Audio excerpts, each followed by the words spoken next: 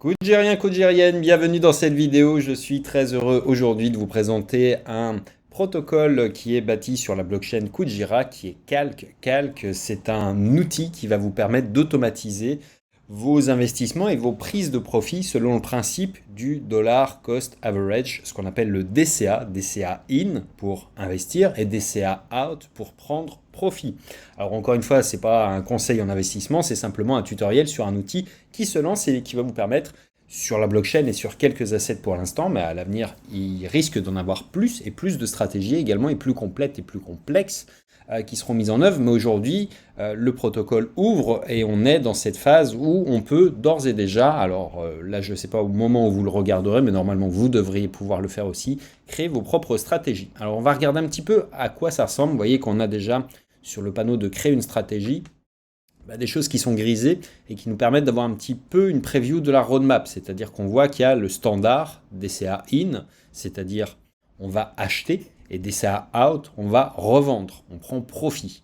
On a d'autres parties qui vont venir qui sont de enfin là ils vont sans doute faire un petit peu de machine learning, d'algorithmes pour optimiser ses entrées ou optimiser ses sorties. Et puis là des stratégies by the dip. Bon, à venir, on ne va pas s'avancer dessus puisque pour l'instant on peut en revanche, commencer à jouer, à prendre un petit peu en main cet outil-là. Vous pouvez le faire avec un testnet aussi d'ailleurs, si vous ne voulez pas jouer directement avec vos fonds, mais pour vérifier un petit peu comme moi je le fais, comment tout ça fonctionne. Donc, ce qu'on va faire, c'est regarder un petit peu les options, parce que je trouve qu'il y a des options qui sont extrêmement pertinentes et intéressantes.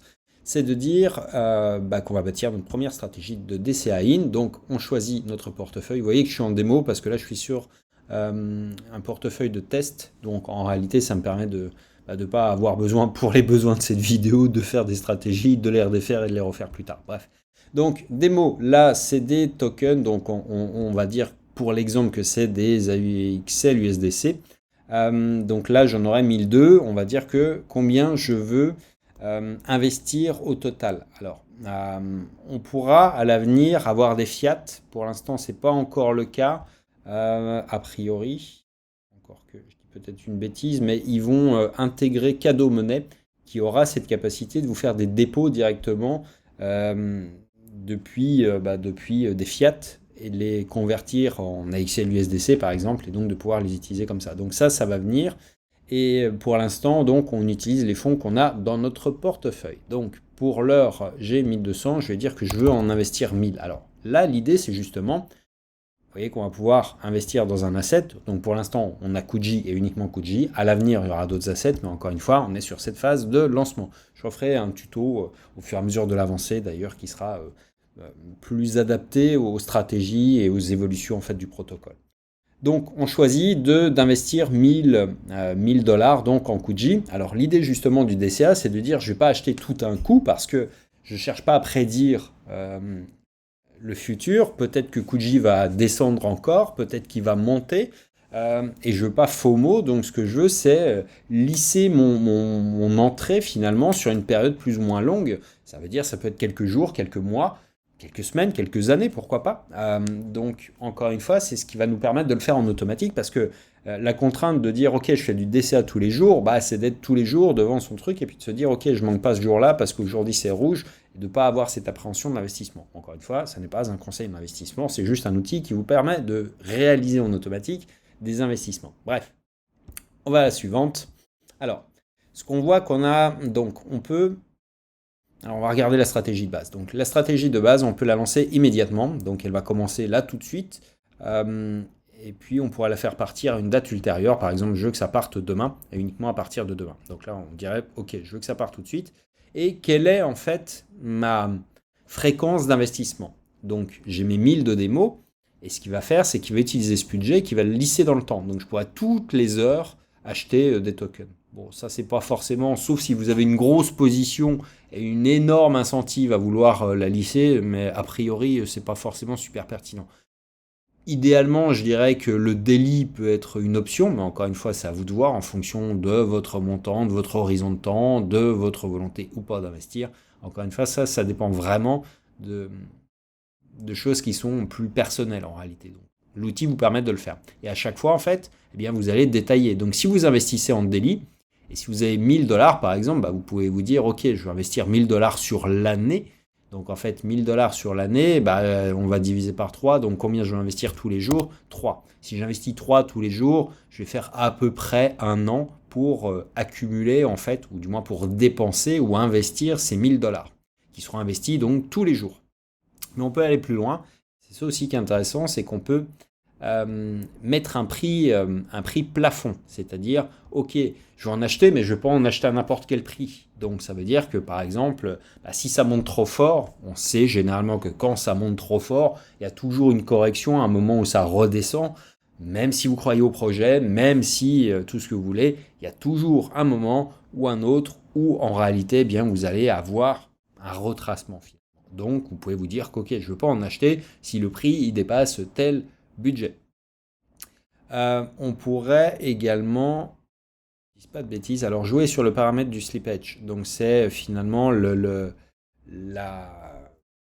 différence un petit peu entre le prix d'achat et le moment où la transaction va être réalisée. Il y a des frais, il y a des variations qui peuvent être plus ou moins importantes. Si vous mettez 0,5, alors certes vous serez plus près, mais ce qu'on vous dit c'est que ça risque d'échouer en fait sur la transaction et donc du coup c'est pas forcément pertinent de le faire de cette manière-là. Maintenant, si on le fait en Orly par exemple, alors je vais voir si on peut le faire comme ça.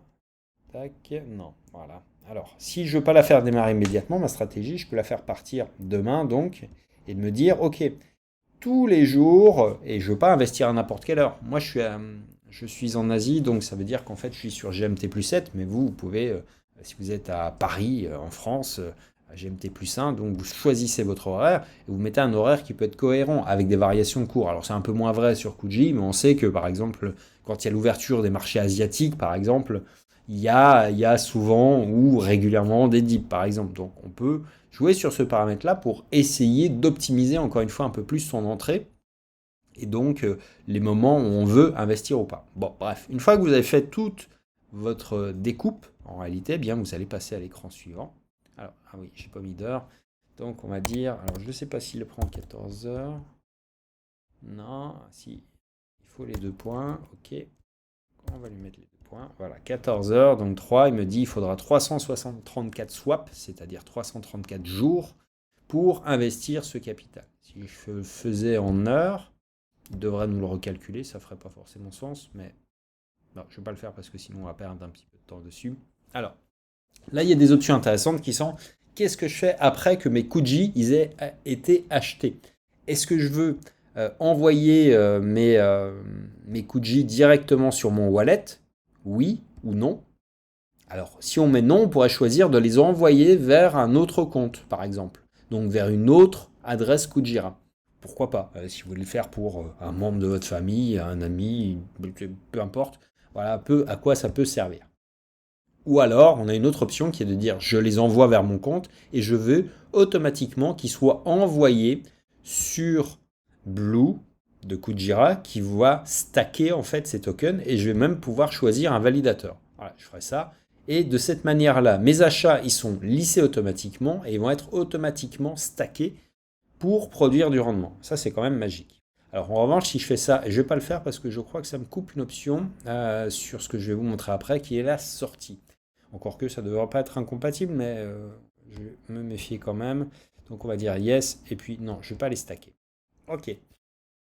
Donc, petit récapitulatif. Donc, je dépose 1000 $ dans Calc et Calc va investir en DCA à partir du 14 novembre, 14 heures, et il va envoyer tous les jours pendant 334 jours 3 USD, AXL USDC qui vont être swappés. Là, encore une fois, c'est démo parce que je suis sur un compte démo qui vont être swappés en Kuji. Et si les Kuji ont un prix qui est ailleurs que...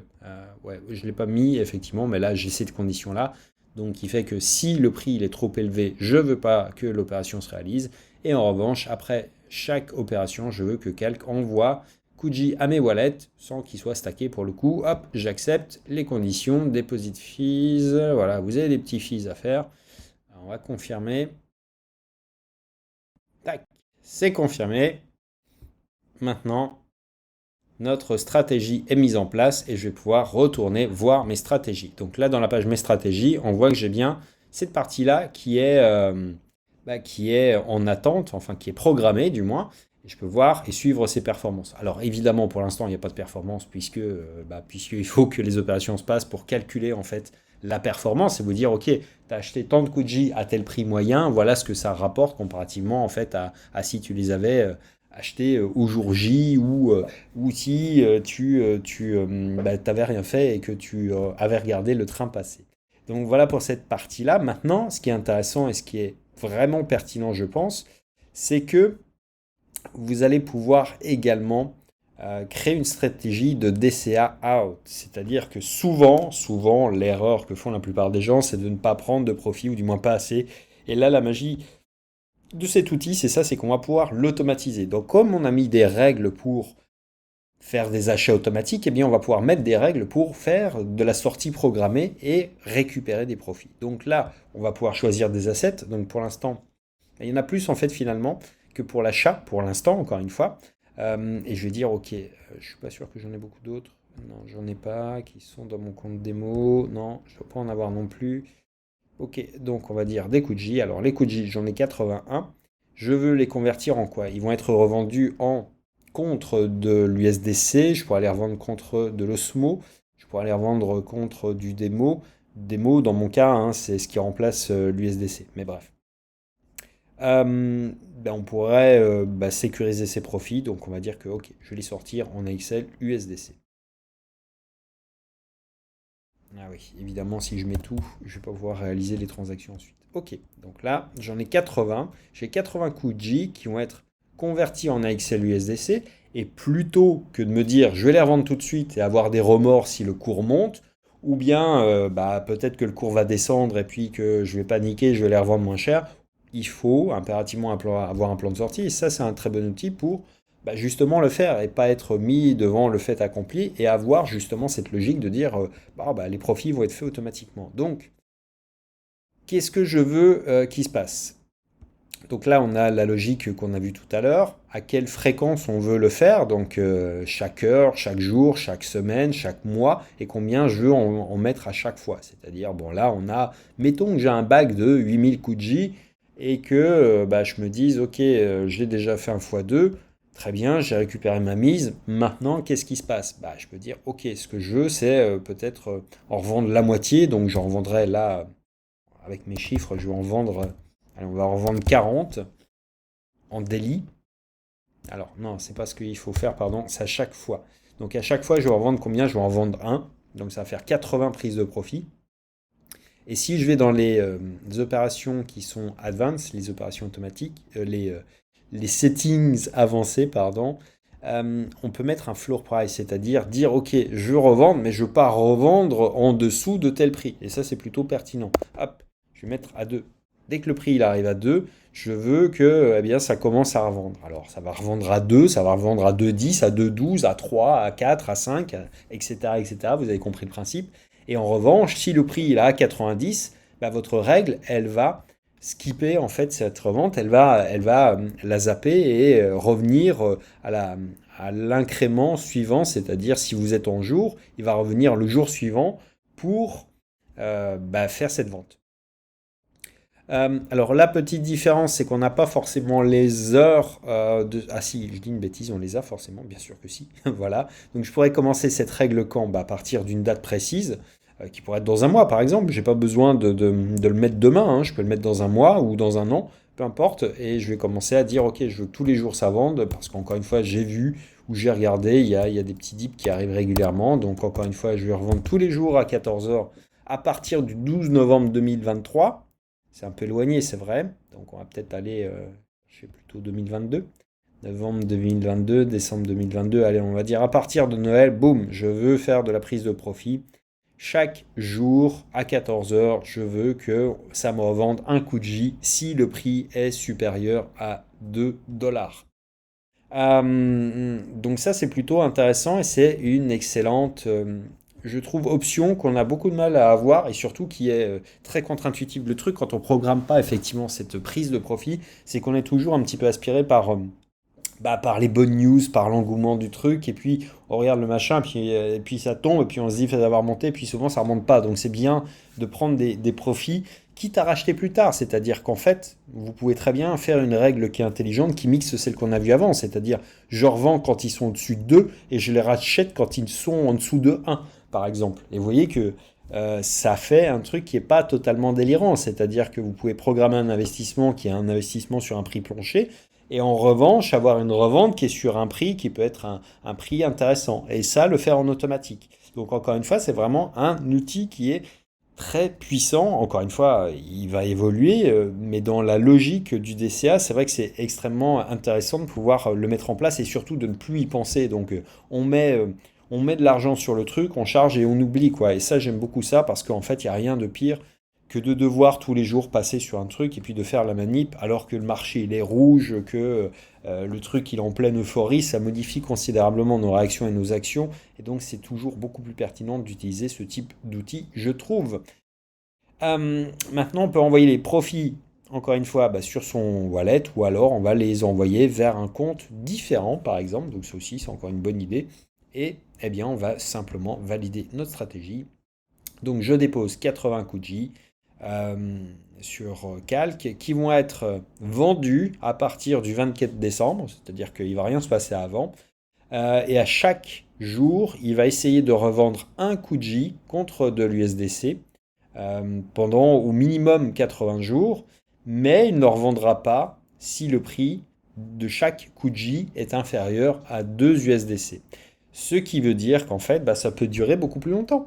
Ça peut durer peut-être le temps que Kuji soit au-dessus de dollars. Donc voilà, mais ça va automatiquement en fait faire en sorte que ça va pas compter en fait. Si l'arène ne s'exécute pas, ou du moins s'il n'y a aucune vente qui n'est faite pendant un mois, bah, il y aura toujours 80 jours. S'il n'y a rien qui se passe pendant 2 mois, il y aura toujours 80 jours. Si durant un mois, il y a eu une seule vente, bah, il y en aura 79, peu importe le temps qui reste derrière.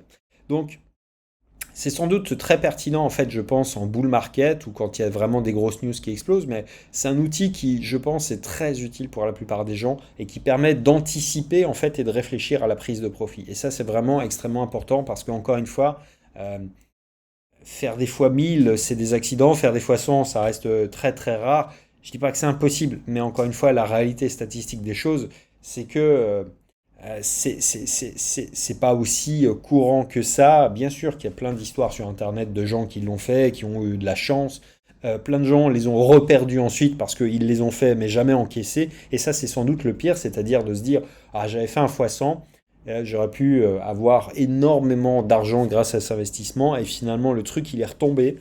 Pensez au Dogecoin, il y a des gens qui sont devenus millionnaires du jour au lendemain. Alors évidemment, peut-être qu'ils le retrouveront d'ici quelques mois, quelques années, ou pas, on n'en sait rien en fait. Et ce type d'outil, ça sert justement à rationaliser en amont ses prises de décision et ses prises d'investissement et de profit. Donc c'est pour ça que c'est intéressant de se pencher avant dessus, parce que vous éviterez de faire des erreurs qui sont liées à vos émotions. Et voilà, et donc notre stratégie est en place. Euh, et on nous donne même en fait le temps qu'on va économiser 800 minutes. Ce qui est pas faux, ça prend beaucoup de temps, 10 minutes à chaque fois pour revendre. Ouais, c'est loin d'être impossible. Et encore une fois, il veut surtout vous aider à combattre vos émotions qui sont là plus pour vous tromper. Vous pourrez à terme regarder vos performances. Alors évidemment, vous pouvez annuler les stratégies. On peut rajouter des fonds, on peut redéposer en fait des Kuji. On peut redéposer de la XL USDC pour faire des achats supplémentaires. Euh, et voilà pour l'instant ce qu'on a entre les mains, c'est-à-dire un très bon début en fait d'outil. Maintenant, encore une fois, il faut le voir tourner pour vérifier qu'il n'y ait pas de bug. Donc, et puis surtout attendre que tout ça mature un petit peu, il y a beaucoup de choses que je trouve excitantes. Encore une fois, le DCA out, c'est vraiment quelque chose que je trouve très pertinent. Et j'attends de voir les DCA plus algorithmiques et puis les buy the dip qui peuvent être extrêmement puissants, effectivement. C'est-à-dire des achats où il y a vraiment des gros moments de volatilité. Ça peut être très puissant. Mais on y reviendra, on fera une vidéo tuto supplémentaire le moment venu.